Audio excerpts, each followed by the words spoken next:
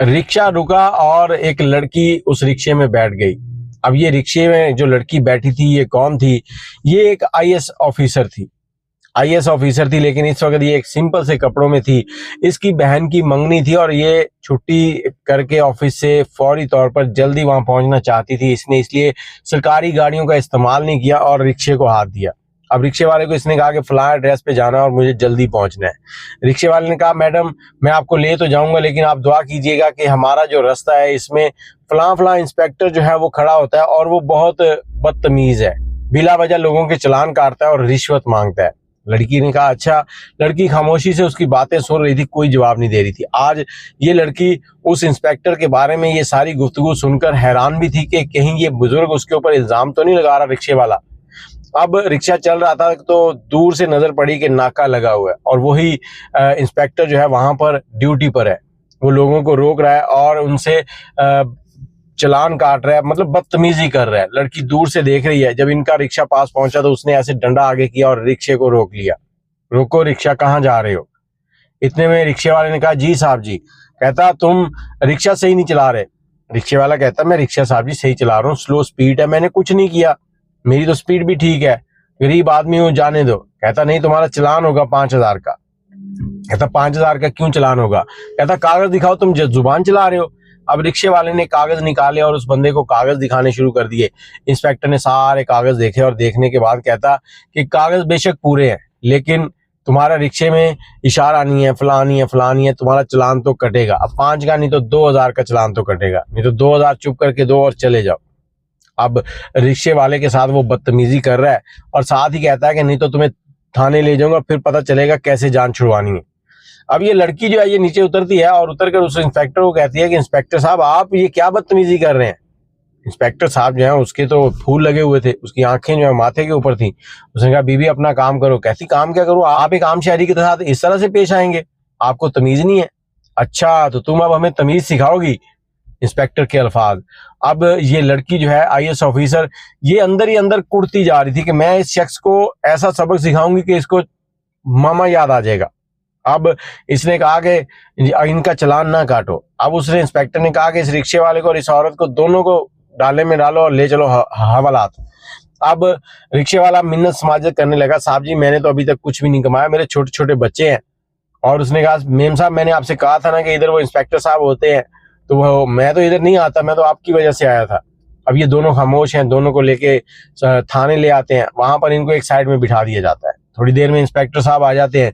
उसके बाद इंस्पेक्टर साहब अपने कमरे में चले जाते हैं और जो रिक्शे वाला गरीब था वो बड़ा परेशान, बड़ी मायूसी के आलम में इधर उधर देख रहा था, दुआएं कर रहा था कि कहीं से उसकी जान छूट जाए। इस लड़की ने उसे कहा, भाई देखो आप परेशान ना हो, मैं आईएएस ऑफिसर हूँ, आपके साथ कोई ऐसा वैसा मामला नहीं होगा। जैसे ही उसने कहा कि आपके साथ कोई ऐसा वैसा मामला नहीं होगा, तो रिक्शे वाला कहता, अगर आप आईएएस ऑफिसर है तो उसको बताएं, वो तो हमारे साथ बदतमीजी पे बदतमीजी किए जा रहा है, आप झूठ बोल रही हो। उसने कहा, नहीं मैं झूठ नहीं बोल रही, लेकिन तुमने उसको नहीं बताना, इसको मैं रंगे हाथों पकड़ना चाहती हूँ कि ये क्या कुछ करता है यहाँ पर। आज मैं इसका ऐसा असर करूंगी कि ये किसी को मुंह दिखाने के काबिल नहीं रहेगा। अब रिक्शे वाले में थोड़ी सी जान आई, लेकिन थोड़ी देर के बाद उसकी ये जो थोड़ी सी उसमें हिम्मत आई थी वो भी खत्म होगी। वो कैसे कि रिक्शे वाले को अंदर से आवाज आई कि साहब बुला रहे हैं। रिक्शे वाला अंदर गया, साहब ने कहा कि हाँ तुम्हारी अकल ठिकाने आई है या हवालात में डाल दूं? रिक्शे वाला कहता, साहब जी मेरे ऊपर रहम करो, छोटे छोटे बच्चे हैं, भूखे प्यासे हैं। साहब जी कहते 2,000 देते हो तो ठीक है।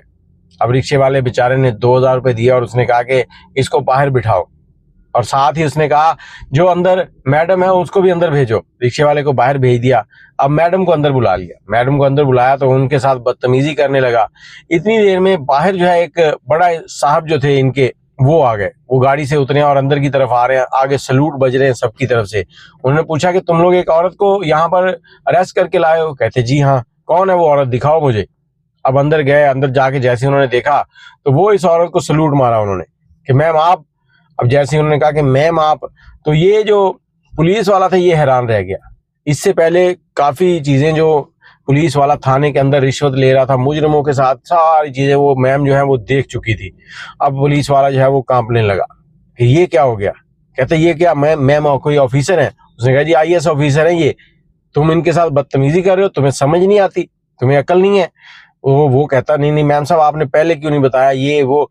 उसने कहा बताऊंगी तो मैं अब तुम्हें कि तुम किस तरह लोगों के साथ ये सारे मामला करते हो। मुझे तो जब रिक्शे वाले ने बताया मुझे तो उस पर यकीन नहीं आ रहा था कि तुम एक अच्छी शख्सियत के मालिक हो, ईमानदार हो, लेकिन तुम इस तरह के काम कर रहे हो। उसने अगले दिन अपने अफसरों को कहा कि इसके खिलाफ इंक्वायरी बिठाई जाए।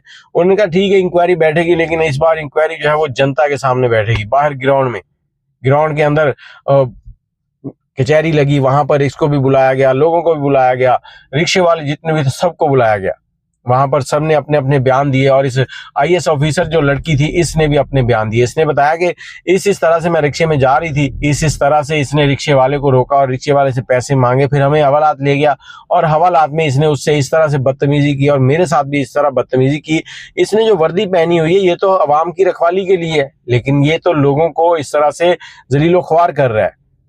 ये सारी चीजें सबके सामने रखी गई, लोग सारी बातें सुन रहे हैं और इसी दौरान उस रिक्शे वाले को बुलाया गया। रिक्शे वाले ने बताया कि ये साहब आज नहीं पहले भी हमारे साथ इसी तरह से करते हैं, हमें इसी तरह से रोकते हैं और हमें जलील करते हैं, हमसे रिश्वत लेते हैं। सारा मजमा उस इंस्पेक्टर के मुंह की तरफ देख रहा था कि ये इंस्पेक्टर इस तरह का है। वो लोग जो उसको बहुत अच्छा समझते थे कि ये हमारा रखवाला है, जब इस रिक्शे वाले ने हिम्मत की तो पीछे जितने भी रिक्शे वाले थे सब के सब खड़े हो गए, सब ने अपने अपने बयान रिकॉर्ड करवाए।